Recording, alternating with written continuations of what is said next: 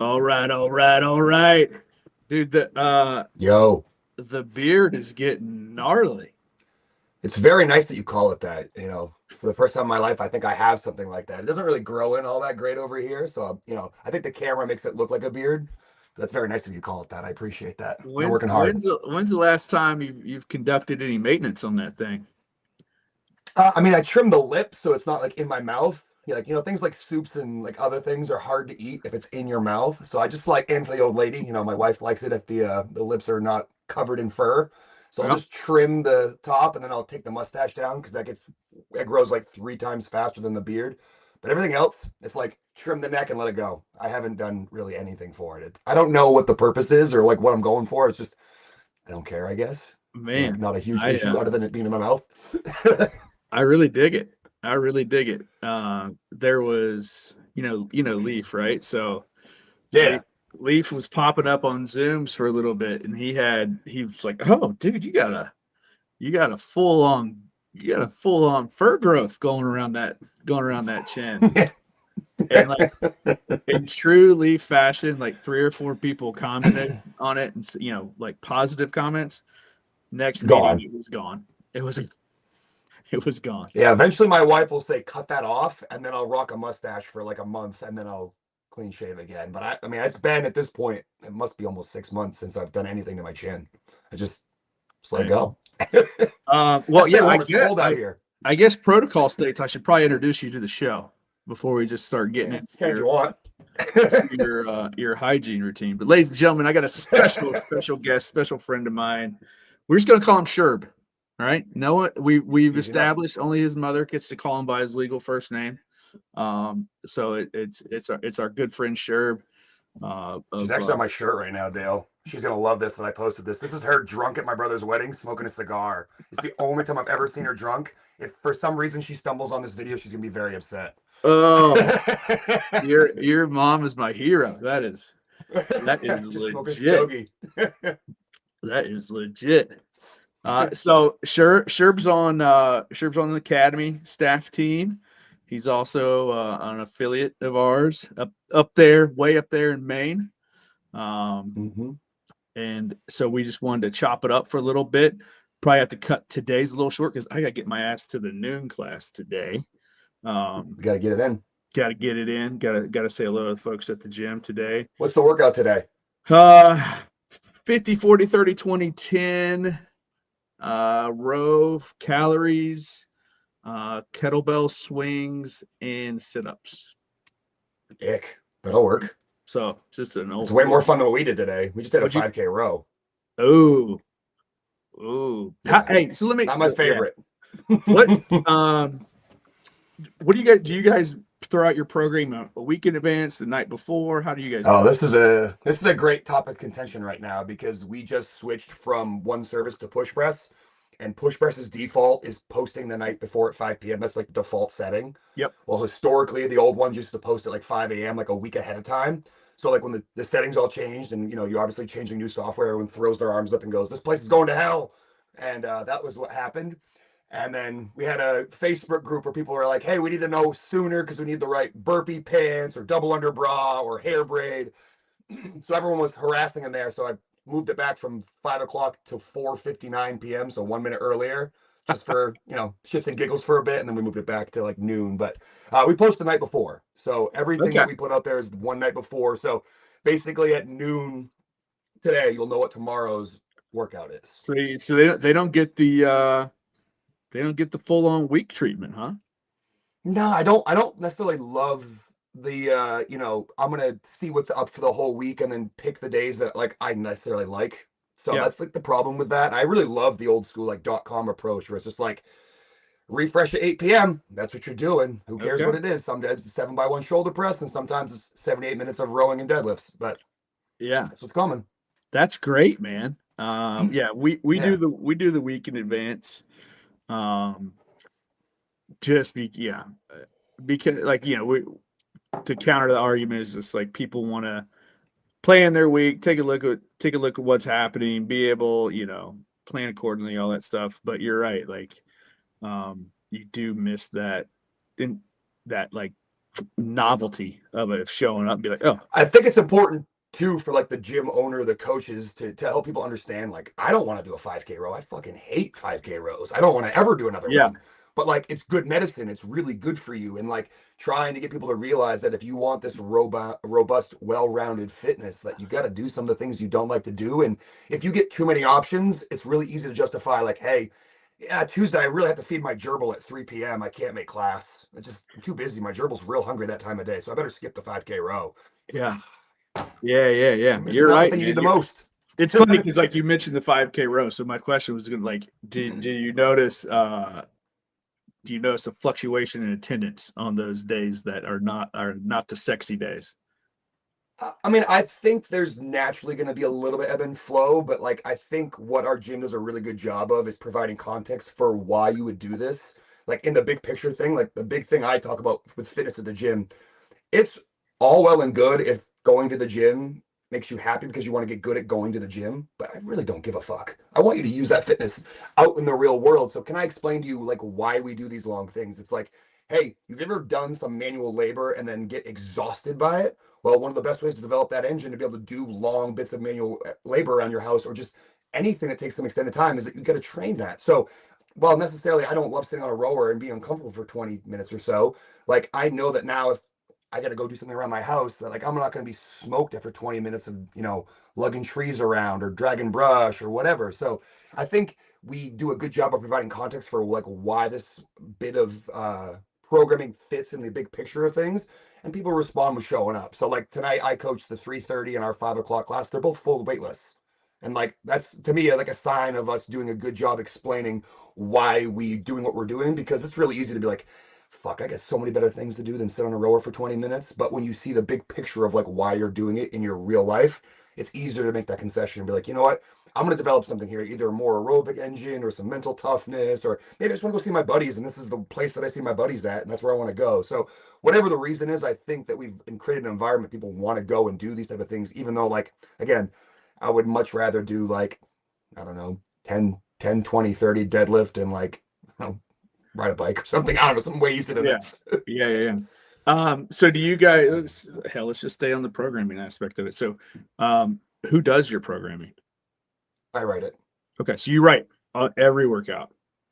Yeah, I've written every workout. I've written this year through June so far. So like I get, months ahead. And then what I do is like when we're approaching a new month, like or a week or two out, I'll sit down and I'll look at what I wrote and be like, that's too many times we're pulling from the floor, or that's too redundant with the rep scheme, or too many AMRAPs in a row, or like, hey, we've completely missed toes to bar, or whatever. You know what I mean? So I'll look at that because the old gig that I used to have was programming for competitive CrossFit athletes, like Mm-hmm. in the that space.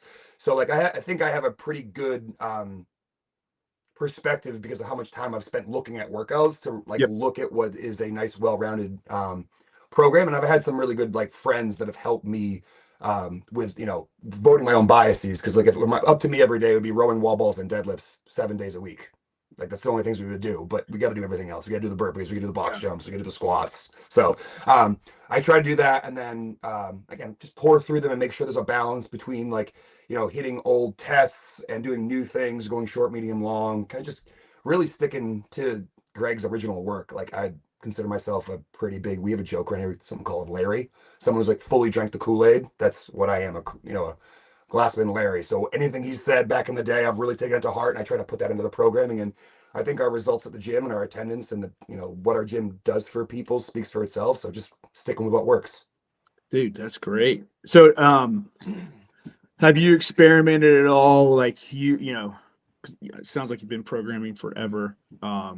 But have you ever thought about, hey, I'm gonna take a month, throw that into ChatGPT and ask that to identify any deficiencies or any? I have. Okay. So what's it saying? Yeah. And one of the times it said, hey, I'm missing too many short workouts. Like you're going too in the medium and long duration, because like programming and like I think at the gym's a balance between many things. It's like some balance between making sure people enjoy what they're doing as a novelty and a change, It's not just like, oh my God, we're doing another day of just rowing intervals over and over again. So like one of the things I noticed was there's a missing of some more of these shorter like type of intervals where you work for like 1 to 5 minutes really Yep. short and then get a good Right. rest. Yep. So like, all right, cool. I'm missing something in the programming. I'm missing, getting someone into that interval zone where someone trains faster than they could if it were just straight Yep. through, Yep. so they could kind of push their Recover threshold and and then then get a go chance to again. kind of recover.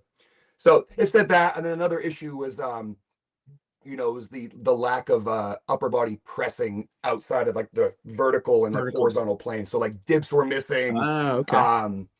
stuff like that. Like, hey, you could incorporate a little bit more pressing in the program. So that was one of the things I took to heart, because like, I want people to have a strong, healthy shoulder, which means we get a push and pull on all planes. And if we're not doing that, we're going to expose ourselves to some sort of gap in our fitness, which typically rears its ugly head as an injury, where we have overuse in the Yep. chest. Yep. So Yep. now the shoulders get pulled forward and then going overhead hurts. So like trying to balance out the shoulder was something I was interested in. All right, cool. I'm missing that element. Let me backtrack and try to figure out where I can put that in. Awesome. Yeah, it's fascinating to me. I think like programming such a nuanced discussion that you could literally spend days and hours going down rabbit It's holes. it's funny to me that some people don't enjoy it. Like that's like being that's like owning a restaurant and not like cooking. Yeah, It's like yeah, part of yeah, the exactly. experience. Like, yeah, what recipe are we taking off the shelf to yeah. Yeah, so for us, so in the early days, I did all of our programming. I really enjoyed doing it. Um, and then I started catching myself in that rabbit hole of like, oh, we're only doing shit that I like to do, kind of thing. It's Um, hard. It's really hard not to. and then so as we kind of matured a little bit, I don't know, we have 4, 5, 6 coaches, and once I feel comfortable with them, so each kind of follow like a big overall macro template kind of thing, very general guidelines, but then every week a new coach programs that week. That's a fun way of doing it. And it So, also creates ownership and buy-in. yep, yeah. So then like our That's cool. members really like it. They always play a fun guessing game of whose week is it. And Is it then random or is it no, we predictable? so Who's going we to like, guess? hey, week 1, week 2, week 3, it's always like that rotation always kind of follows through. And I really find it as a great coaching development tool. To like, because it forces them to pay attention, it forces them to look at the structure of the workouts, kind of go that way versus just like chat GPT, like Do some you concept in guys your brain. subscribe? Do you guys subscribe to like a lift on Metcon every single day, or do you do like just one thing a day and occasionally there's two things? So right now we are in a strength cycle. So what we do is we just we take 6 weeks. Uh, on Mondays we pick a lower body lift, and on Wednesdays we pick an upper body lift, and we kind of Hmm. follow up. It's like a bastardized version of a Windler program for that 6 week period. So on those days they'll be doing a lift and then a shorter metcon. But that only lasts for like 6 weeks, and we might do Okay. 2 or 3 of those strength, we'll call them strength cycles a year. And then the rest of the time is kind of like classic CrossFit. Do Um, your folks like the traditional stuff more, the classic CrossFit, or they like more of the structure? Like, because you that's know always a what, funny man? thing. Like Some people like it's kind of either. like to bring it back to your point of having to explain. Um, a lot of our folks have been with us forever, and so they're in their, say, late 40s, 50s, and 15, 20 years ago they fucking love lifting. Um, and they've fallen out of love with that for whatever reason. So now I'm having to go back and be like, listen, man, just because you're older and you can't lift the same that you could in your early 30s doesn't mean we throw the baby out with the bathwater. Um, so It's it's a hard conversation because you have to be able to fire it up to be like, hey, listen, I don't want you to feel like you're in the you're in the dusk of your life, but like right. what we're trying to do now is that you've established a really good baseline of how strong and fit you are. Now your goal is to hang on as much as possible. That is the goal. It's no longer necessarily going to PR every single time. And I often say at the class at the gym, I go, hey, if you're PRing all the time, you're still a beginner or starting to be an intermediate athlete. You're not advanced yet. part of that is what stokes the fire early on to keep you motivated and keep coming back. Eventually, though, you're into more of the maintenance mode where you're trying to hang on as much as Yep. possible. And on a given day, you could still have a personal best. So don't think that your personal bests are gone forever. Yep. But realize we're trying to hang on to as much of that as possible. And like that is why you got to keep showing up even on the days you necessarily like, I just wish they were all 20-minute AMRAPs. It's like, well, if we do that, you might be really good cardiovascularly, but you're not going to be strong or powerful, explosive. And guess what? That's part of being healthy and fit. Yep, for sure, man. So it's a good mix. And like, so for us, I tell people all the time, like, programming I think there's programming that will produce the ultimate fitness. And then there's programming that is best for your gym at the same time. You know what I mean? And those things do overlap at a certain point, but sometimes they kind of go. Oh yeah. You don't want to offer, cake and chips all the time. But you got to sprinkle that in every now and then. So like a big tradition for us is we always do team partner workouts on Fridays, and they're always super long, and people really love that, right? So they know it's like smoke show on Fridays, and they get to work out with their buddies and a team of 2, 3, 4, whatever, stuff like that. Is that the best thing, like, to consistently program that week after week? No, but they love it. It's something they look forward to. It's a balance. It's a balance. Yep.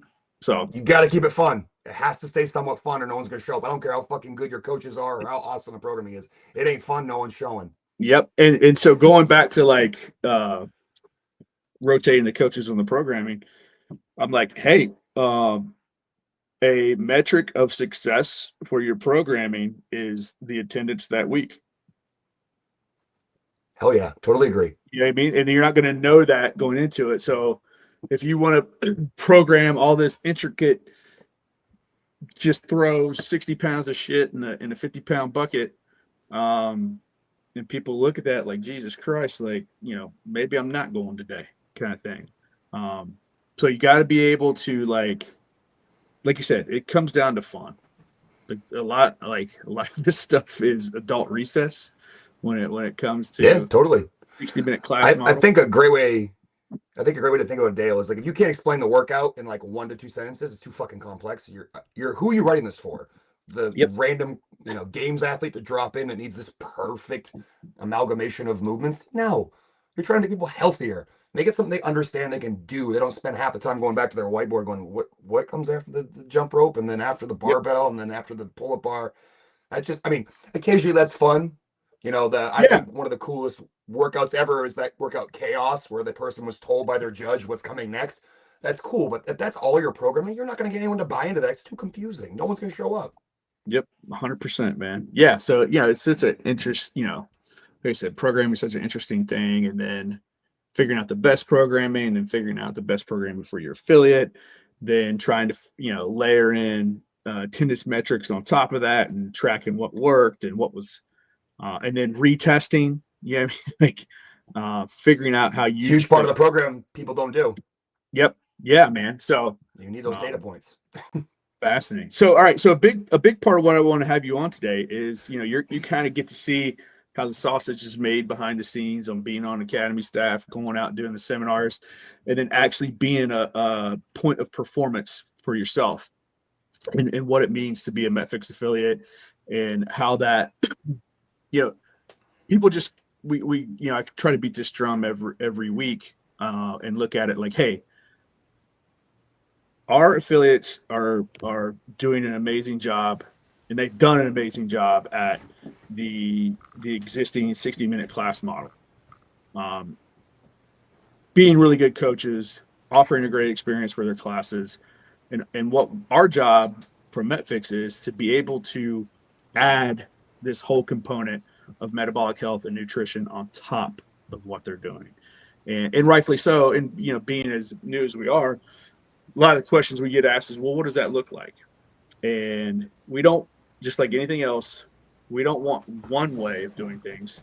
We want several awesome ways of doing it. And I think what you're doing at your place is an example of that. So if you can just kind of walk me through what what those little MetFix briefings look like, how your interpretation of it, and what it looks like on the floor. Yeah, I mean the what I see you doing is just what I did. You just write some shit on a whiteboard and you just riffed. Honestly, it initially started because I was trying to pass an exam to demonstrate the knowledge that I had, and the best way to learn something is to try to take the information in and teach it to somebody else. So that's literally how I started with all of that. And I went back to Greg's original work and I said, I'm gonna read this thing that he wrote, and then I'm gonna try to take what I take from this article and teach it to somebody else. And one of the things that we did originally during the old 2020 COVID times is we put a half-hour buffer between our classes. Mm. We did it to try to eliminate the amount of mingling in the gym because we all thought we were going to die in 1 second. So um, it ended up to be something we kept because it allowed for members to interact with one another without being like, hey, can you guys shut up? We're trying to do the whiteboard brief. Like people can just kind of mingle and chat and see their friends. And because sometimes you can't go to the class with your buddy, but you kind of catch each other in passing. So we kept that for that reason, in addition to like giving the coaches a break, use the bathroom, get a snack. You're not like trying to like eat your protein bar at the whiteboard while you're explaining what the workout is. Um, and I was just trying to pass the level 3 exam, and I was like, I have a lot of information I need to take in, and I got to practice teaching this. And then with that half hour in between, it's whatever sparked me for the day. So like Mm-hmm. something simple as we share our space in our building. To the left of us is like a cosmetology esthetician kind of space, and they had a pamphlet that was for Wegovy or one of those Ozempic type of drugs. And I'm like, all right, fuck, let me open this thing up. And I start pawing through it and start reading what's saying. It's like, it's fine to eat cookies and crackers. Just fucking stick yourself after. You know, if you get a peanut allergy, just take your EpiPen after you're done. And it just pissed me off, for Yeah. lack of a better term. I'm like, this fucking fires me up because now everyone reads this and thinks they have permission to just be a, you know, forgive my French here, but be a fucking slob and not address the actual root cause, which is something that is very simple but not easy. So let's talk Mm-hmm. about what you could actually do to try to move the needle here. Let's talk about the side effects associated with this drug. Let's talk about the alternative to this drug. And I just started using the information I had learned from Greg and from all the resources that have been given me to try to explain to them, like, hey, you can take what you think is the easy way out, but the things you're not being addressed with, and things are probably, you know, the little tiny print at the very bottom of the TV ad, that stuff that's actually going to matter to you. Like, hey, you're going to bleed out your eyes and ass if you take this. Like, maybe you might want to consider eating like some steak and some vegetables and move your body, as opposed to every time you're trying to lose some weight. And it just quickly spiraled into whatever was inspiring me today or whatever I read.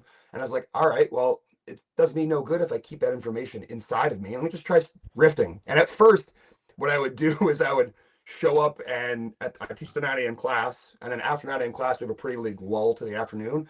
And I would like basically workshop the material after the 9 a.m. Yeah. class and Yeah. think about Yeah. what I Yeah. liked and didn't like. And then between the 3 o'clock and the 5 o'clock class, I would do it again, but I would record it because there's a host of people here um, at my gym. It's like, hey, with my small kids, it's gonna be really hard for me to teach the 5 a.m. and 6:30 class. Like, you don't get this experience from me in person. So let me record it and then blast it as an email with what I said. So Ah. if you can't be there and see it, and you get a chance to listen to it later, which is why I created a YouTube channel that like I basically just recycle the videos, send them out, and then just try to, if I record something, I want everyone to be able to see it. Some Yeah. topics are popular, some topics are less popular, but it's whatever grabbed me for the day. And then you know, right now I was actually talking to Pete about this, Pete Shaw, and I said, right now I'm back in the like cultivating information stage. So I've read both of Fung's book. I'm currently reading, it's right here. Currently working through this. Like I'm working through material now, so I can figure out what I want to do next. Like Yeah. I'll do like a really intense period where like 2 or 3 times a week I'm doing these talks, and then I take some time off to like gather material or think about what I want to say. And I don't want people to show up thinking that I have something to say and it not being valuable. I'm just like there to talk because I'll just talk to you between classes.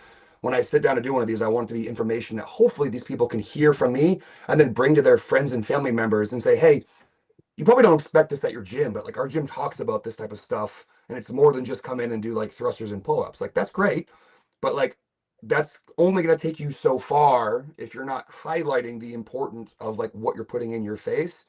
Like you're not doing the job right. Like I always tell folks this here, if I could give you one thing to do, you could either pick doing exercise or come to my gym. This is a terrible business plan, but fucking stop Yeah. coming here.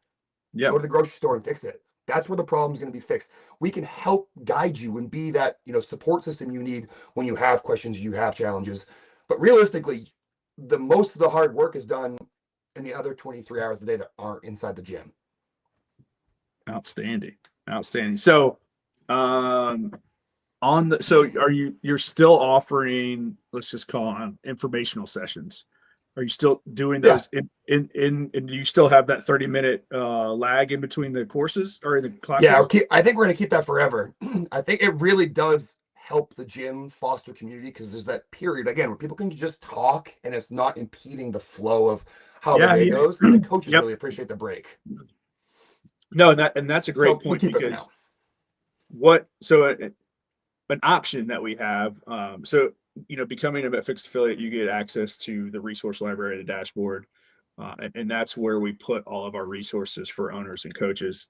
And a big part of that is I think there's 25 what we call whiteboard briefings, and they're 5-minute lecture series, right? And they're meant to be whiteboard briefings, so you can interject those in your class whenever you see fit, before or after the class, or if you have this overlap period, which you do, which I think is awesome, you can use it as that as well.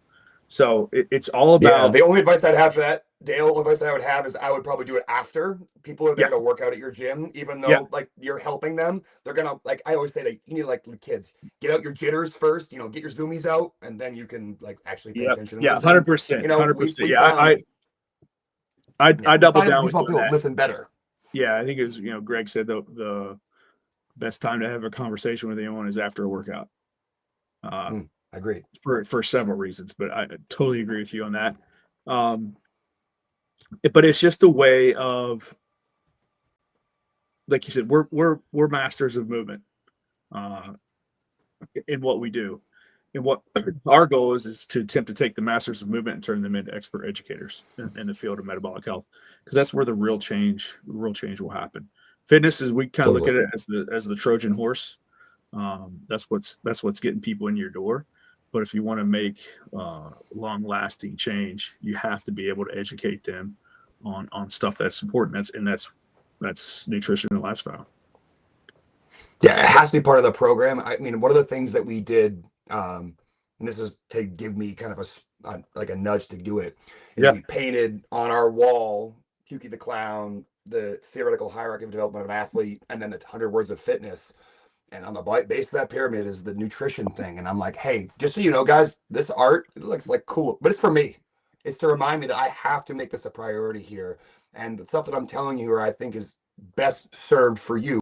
And I'm sure that in the times that I've done briefing that I've gotten, maybe some stats incorrect, or maybe I've overstepped like what I know about something. But if someone came to me and said, hey, what about this?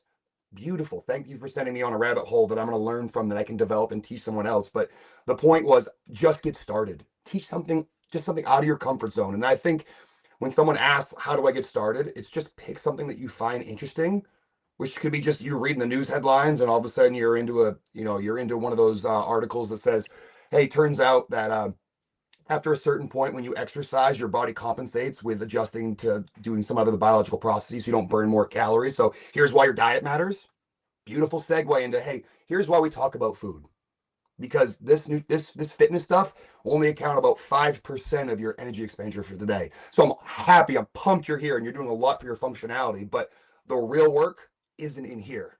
It's the other hours of the day. And here's how you should think about treating those other 23 hours of the day. Yeah, for sure. And rightfully so. Like, I think, there's several different ways to run a business, or several different ways to run a gym. And I think a lot of people are stuck in that mindset of, well, this is the way we've always done it, right? This is the model. This is the mechanisms we need to fulfill that model. And what I've been working with a lot of folks on, and myself included, is, I intentionally or unintentionally, we've created this system, right? So you do your marketing, you do your promotion, you do your referrals, you intake people in, whatever your intake onboarding process is, you get them into class, you coach them correctly, you do the accountability, and it's just like the model is, hey, more people to get to the class, more revenue I get. Like it's pretty much that simple. Now you can do smaller group training, you can do personal training, you can do all this stuff. But what I am talking with folks on is like, what if you didn't have to do that? If you could, like perfect world scenario, restart, would you do it different? And if Oh you yeah. would and if you would do it different, how would that look like? And start to look at that process. And now you can be like, well, maybe with a new group of people or with a new program, I can kind of workshop this out as I go along. Yeah, I mean, if I think back to how I started, it was you go to CrossFit.com way back in the day, and someone's like, hey, you might like these workouts. They're really hard and you get to Yep. race, and that's fun. So coming from like college athletics to like this endeavor was like, hey, I have that itch. It's not getting scratched anymore. I don't have the team. I don't have this. I want to do something that feels like that again. And you get into it, and then you quickly realize that, like, oh, this is fun to try to chase the best times on the leaderboard. So I went in originally in the sport realm. I wanted to be one of those athletes. And just like I wanted to be a professional football player when I was 12, you Yep. quickly Me too. That realize makes that two maybe of that's not us. in the cards. Yeah. Yeah, that's not in the cards, for a 6 foot, white guy from the Northeast. That's not really an Hey, man. easy Yeah. path forward. You try, but it's not an easy path forward. So I went in with the spirit of trying to be competitive. And because I had that, that's the lens that I looked through. There's a lot of things I missed in the periphery just because I wasn't paying attention, and everything was skewed around the concept of, is this going to make me a better fitness athlete? Then Yep. is this going to make my gym better? So like you start to push off the things that you don't agree with or don't want to do, and you quickly realize that, like, hey, if you train at your gym with the spirit of being really good at the sport of fitness, there are a lot of people you're not going to help. You're just going to scare them away. They're not going to show up. They're not going to try. They're not going to realize what value you bring, because all they see are 20-something-year-olds shredded outside, dry heaving in the bushes, and like slamming barbells. And that's awesome. Like, that's cool. I want to be able to help those people too, but you scare some people out of the gym. So if I were to do it over again, it would be a recommitment to like really understanding the methodology and paying very close attention to nutrition and metabolic derangement. Because the thing that I think is most profound, and I actually messaged Leaf about this the other day, I said, hey, where did that talk come from where I hear Greg talking about models that it looks like it's 20 years old? And he goes, I think that's 2010. I'm like, holy crap, I've never seen this before. How did I miss this? And I was like someone who's constantly watching Yep. .com, and anything I could find, I would watch and recite, read, all of that stuff. I'm like, I missed this completely. And I think that's because I had blinders on, because I cared about a website that started with games dot instead of just .com. So I think that, if I were to do it over again, it would be pouring more energy into understanding health from that angle, the metabolism side of things. Because I was never really big into the sciences. I was really good at talking to people. I consider myself relatively good at having conversations with people. So like, I think I finagled my way to good grades because I was nice and got along and could be a good talker, not because I was necessarily the most intelligent books wise. Um, so like, it's interesting to go back and look at those things and be like, it's not as daunting as you think. You just have to go slow and take your time and read it a few times and just try to take Yeah. like a bite-sized chunk of the information, deliver that, and then go back and try to, pour through it and learn more, a little bit more. Now, everything's not going to come super easy, just like fitness doesn't come easy. Like, stuff takes time. That muscle has to be trained, and that muscle's up here. Yeah. Yeah. And even how, reframe and reevaluate how you bring people into the gym. Right. So in the category of the market that you're going after, right? So everybody can debate, and the debate's worthy of going up and down of like, okay, well, we do a 1 month 101 course and we on ramp this way, or we only do 6 sessions of personal training before we allow anybody into class and all that stuff. But still, your entire focus is movement based. So Mm-hmm. if the only tools you have, are thrusters and burpees, let's say, then every problem kind of looks like a nail. To whereas maybe it's time to take a look at, hey, let's do. I should be doing more educating from the rip versus the movement piece. Um, Definitely. I'm actually currently rewriting our beginners program for that aim, like trying to make that part. Like, basically, the beginners class is for us is 9 1-hour classes that meet 3 days a week for 3 weeks. Um, And one of the things I'm trying to do is simplify what we do in the class. So on the back half, when athletes are like riding bikes to cool down or stretching, the coach has the opportunity to have 5 minutes to talk about something that isn't necessarily, hey, this is how you do a burpee or here's how you squat. It's, hey, do you guys know what sleep does for your metabolism? Do Mm-hmm. you know what getting 10,000 steps a day does for sleep? Things like that. Just little factoids that like will make, if you have enough of them stacked up together, will make a huge difference for their overall health. As opposed to just like, hey, keep doing this, keep doing that. Like just do some thrusters, do some burpees. Like that'll carry you to like the 20-yard line, but the next 80 yards are going to be done at home in the pantry in the kitchen. Yeah, and I think the hypothesis is, and like I said, it goes down to market. It's kind of market dependent, right? So if you have, I'm just going to make an avatar, but if you got a 50-year-old person hasn't done anything in 20, 25 years, they're 30, 40, 50 pounds overweight, scared to death to start moving. It's a way easier sell to start with, hey, we're gonna talk about how to get healthy. I want to teach you these things. And then we're gonna do a 15, 20-minute bike and row sesh at the end of Yep. it. We're by the way, they're not getting murdered. Oh, I joke with the coaches all the time. I'm like, when someone comes in, it's like you found a nest somewhere with a brand new like robin's egg, and your only fucking job is not to break the egg. Get them to come back. Any dipshit can make a really hard Yes. workout, just fucking murder somebody. And you're like, Yeah. see ya. I'll never have you back here. That's not the point. That's never the point. Like, that's the point if some hotshot 18-year-old comes in and goes, Cross, this is stupid in here. Like, all right, cool, come over here. Yeah. Yeah. That's Yeah. the person you do that to. Everybody else, it's like, no. Like, make them want to come back. Get them to the end of the workout and be like, man, I think I could have done a little bit more. Awesome. See you tomorrow. Yep. Yep. The goal, like, and I tell our folks, hey, the goal is they feel better leaving than when they walked in. That's Absolutely. that's 100% it. And it's such a culture shift if you from 15 years ago where it was just like Oh, yeah. Just murder we had people. we had something to prove. You know what I mean?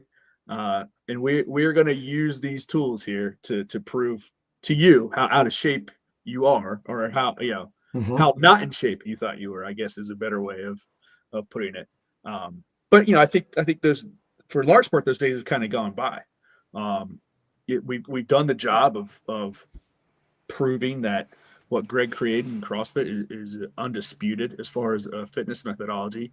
But in the same time, literally in the same time frame, we've also become the unhealthiest nation in the world. So we got to look at a different way of getting the message out to more folks, taking a We're different. touching 20% or so, right? So we got 80% of people who are just sitting around, just like apples on a tree, ready for the picking. Like they're there. Our job is to make it, possible for them to want to consider coming in and realizing what you do for them is going to help them. And that's, the whole like, I got to get in shape to do that. It's like, that's literally the reason you're coming. Let me help you do that, because doing it alone is really fucking difficult. Anything worth doing is going to be challenging. And if you don't have the resources within you to do that, like that's why we're valuable. The people always ask, hey, do you get a lot of people on Jan 1? Like, no. We're literally next door to a Planet Fitness. Everyone goes next door. And after a month of going 3 times in that month, they go, fuck, this shit don't work. And then they come next door and like, hey, let me help you. February is always busy for us because people realize that like getting in shape on their own is difficult. There's Yep. only so many times you can repeat the men's health routine before you're like, this is stupid. I don't want to do it anymore. Then you look for help. Yeah, for sure, man. So what would be some recommendations, some advice for folks who are, kind of interested in adding this layer to their gym? How would you look at, maybe try this, maybe don't do this? What's some tips that you would give them? I mean, I think first and foremost, the thing that Broken Science and MetFix has picked up is the mantle of providing interesting information that can be given to clients that unfortunately was just left. That mantle was just dropped for a long time, where there was just a information like gap. There's a vacuum. No one's doing it. No one's putting out information. So like one of the things that I think is most incredible about the Daily Fix are the brain articles that get you thinking and trying to get you thinking about what you can talk to your people about. Now, of course, you might need to shift through that because a lot of those lean heavy in metabolism and will be difficult to understand at first. But beginning to like just pour yourself into that and listen to some of the original works of Greg when he's talking about professional training. He goes, I train in the morning from like 5 to 10 a.m. The rest of the day is spent on developing the craft, learning so I can be interesting to people and help them more. So I think leaning into that type of stuff where you're trying to develop an education or figure out what things are interesting to you that might help your people the most would be the first step. And whether that's on Broken Science's website or somewhere else, like find things that interest you that you think can help people, and then try to like lean into that, lean into learning what you can from that, and then practice teaching it and not being worried about it not being this perfect complete work. The thing that I realized when I was watching the whole post from Greg about the models, I'm like, holy crap, this is 2010. He's been workshopping this material for going on 15 years. We hear it now, we think it's perfectly polished. Well, that's because it's 15 years of work. You will not be good at doing whiteboard briefs about health and nutrition when you start. You'll probably be bad at it, but that's okay. Practice, just do it, right? There's this thing that we always joke, like inside the gym, you teach someone like crossover single unders, or you show them how to rope climb. And some people are like, I don't want to rope climb. I don't want to jump rope. And it's like, at some point in your life, there's a list of things that you can do that's the absolute longest, the most shit you could do. And every time you don't try something or do something new, that list gets a little shorter and a little shorter and a little shorter. And when you're a kid, you learn to ride a bicycle, you crash, you fall, you crash, you fall, you crash, you fall. Next thing you know, you're riding two wheels. Well, as an adult, we stop doing that. And all of a sudden that list gets shorter and shorter. And before you know it, it's like you can't wipe your own ass, you can't feed yourself. So like, get started. Get your ego out of the equation. Stop worrying about what other people think and just try. Because if you come at the angle of like, I'm just trying to help people, sure, you'll make mistakes in the same way you fucking probably taught thrusters wrong when you started. Yep. It's not a big deal. Just gonna get started. Yep, for sure, man. And going back to what you mentioned about Daily Fix, here's an example of that, right? So brokenscience.org/fix. And the cool thing is this is available as an embed for your website. If you're an affiliate owner, we give you the back end code to be able to do that. And then so we're also, as a programming option, we are on Beyond the Whiteboard and Push Press. So like for my folks, you log into Push Press every day, see what the workout is. That's the first block. And then the second block is always the daily recipe. So it's just another way. Now, we're not tracking who's making that recipe or whatever, but it's just another subconscious dig to try to get in there. Like, okay, well, as much as the movement is, nutrition is more important, and we need to start looking at it as well. But this is a free resource. Every day there's a new recipe. We got some and actually I want to try that one out. And so 32 that looks hard. Dumbbell snatches and pull-ups. And this is old school, right? So if you look at that prescription there, dumbbell at a third of your body weight. Which makes it interesting. And then of course, I don't want to do that. Yeah, too heavy, right? Let me go drop about 10, 15 pounds, then I'll give that one a gift. And then a different article every day, right? So this one's constrained total energy expenditure and metabolic adaptation to physical activity in adult humans. So you can kind of dig into this study and see what it's saying. And odds are it's probably why more exercise doesn't increase calories burned, right? So it's more about the quality of the food than the quantity, so to speak. So yeah, dig in there, start there. Let me stop sharing my screen here. Dig in there, start there. There's tons of free articles, interviews, everything on the website. But then if you want to go down the affiliate route, there is an entire library of tools that will help you start immediately being able to offer these services to your members. And of course, ultimate goal here is we want to drive you to go to the foundations course. And some cool things that literally are just coming off the press that I need to mention. So affiliation, we now offer a monthly option. So it's $2,000 if you want to pay up front for the year, or it's $170 a month on an installment plan.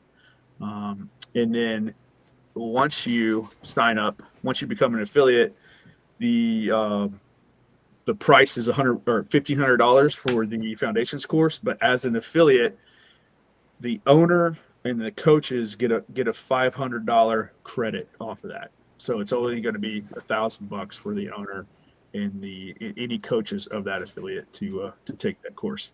But inside of that, once you get your affiliation, let's just call them. There's all kinds of feeder courses that you can start learning right away. The extensions course, Spark courses on there. Spark course talks about how to actually implement this in your gym right away.